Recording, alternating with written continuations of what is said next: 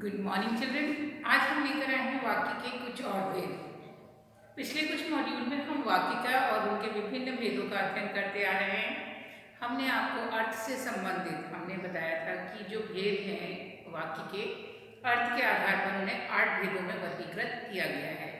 तो हमने आपको विधानवाचक, निषेधवाचक वाक्य से परिचित कराया, जिसमें क्रिया का साधारण रूप या नकारात्मक रूप हमने देखा।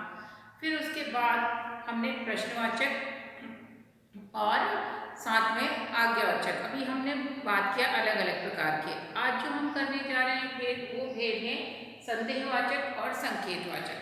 तो वाक्य के ये जो रूप हैं संदेह और संकेत, ये थोड़ा सा आपको समझना है। इनमें कई बार हम दोनों के नाम में समानता सी महसूस करके कई बार हम उसमें त्रुटि या गलतियां कर देते हैं। तो संदेह और संकेत में अंतर है दोनों वाक्यों में। संदेह का मतलब होता है शक या संभावना, जिसमें किसी चीज़ के होने का निश्चित, यानी कि आप श्योरली नहीं कह सकते हो कि वो चीज़ है। तो ऐसे वाले वाक्य जहाँ पर आपको ये लगे, जैसे कि जिन वाक्यों में संदेह या शक या संभावना का भाव हो, यानी कि ऐसा वाक्य जहाँ पर किसी भी क्रिया के होने की आपको एश्योरेंस नहीं है, यानी कि निश्चय रूप से आप नहीं जानते हो निश्चित रूप से कि वो क्रिया होगी, या उसमें आपको कहीं ना कहीं संदेह होता है। तो संदेहवाचक वाक्य वही होते हैं जहाँ पर क्रिया या काम के होने का संदेह, शक हो या कि संभावना हो कि शायद हो सकता है। जैसे शायद वो काम पूरा कर ले, शायद वो घर आए, शायद उसने अपना काम कर लिया होगा, शायद वो चला गया होगा, हो सकता है कि ऐसा हो। तो हो सकता है, शायद, ये सारी बातें संभावना को दर्शाती हैं और किसको, संदेह को, मतलब कहीं ना कहीं किसी संदेह को दर्शाती हैं। तो ये होते हैं संदेहवाचक वाक्य। अब बात करते हैं संकेतवाचक। संकेत मतलब हिंट देना, किसी चीज़ का एक निशान देना, एक चिन्ह देना कि आप मुझे बताते तो मैं ऐसा करता।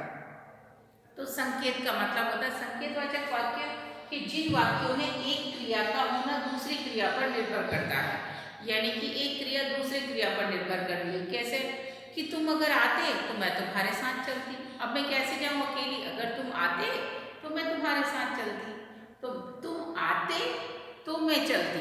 तो तुम्हारा आना और मेरा चलना, ये दोनों क्रियाएं कब जुड़ती, तो के द्वारा जुड़ी हैं। एक बात, मेरा चलना कब होता, जब तुम आते।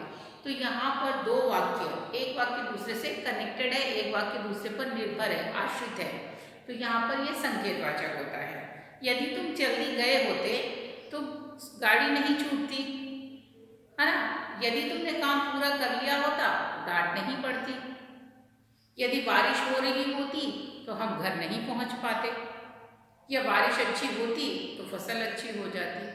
तो वाला कि अगर ऐसा होता तो ऐसा हो जाता, ये संकेतवाचक होता है, जिसमें एक वाक्य एक क्रिया के द्वारा दूसरी क्रिया, एक क्रिया पर दूसरी क्रिया डिपेंड करती है, आश्रित करती है। तो ऐसे वाक्यों में क्या कहलाते हैं, संकेतवाचक। और वाक्य इस प्रकार जाता है कि यदि ऐसा होता तो ऐसा होता, यानी कि एक स्थिति दूसरे से कनेक्टेड होती है, निर्भर होती है संकेत के, उसके संकेत एक क्रिया का दूसरे पर निर्भर होना दर्शाता है।